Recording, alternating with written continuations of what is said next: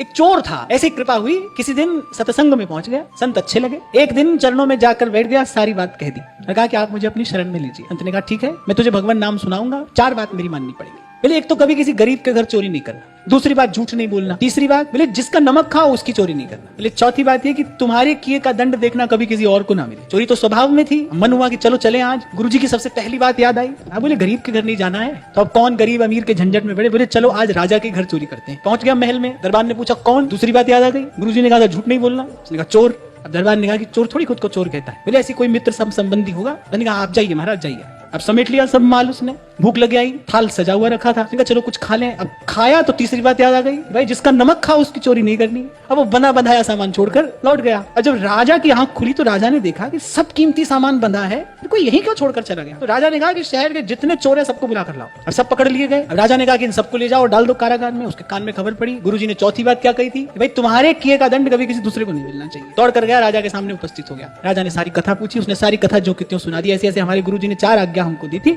और ये सब कार्य हमने किया। राजा अपने सिंहासन से उठा। राजा ने कहा भाई सदुपदेश देने वाले गुरु तो हमने बहुत देखे हैं, लेकिन गुरु का शब्द जो का त्यों अपने जीवन में उतार देने वाला चेला हम पहली बार देख रहे हैं। पर राजा ने कहा कि भाई तेरा गुरु तो तेरा गुरु है, पर आज से मेरा गुरु तू है। अब गुरु की बात मानने से क्या हुआ है कि गुरुजी तो चोर के गुरु बने, चोर राजा का गुरु बन रहा है।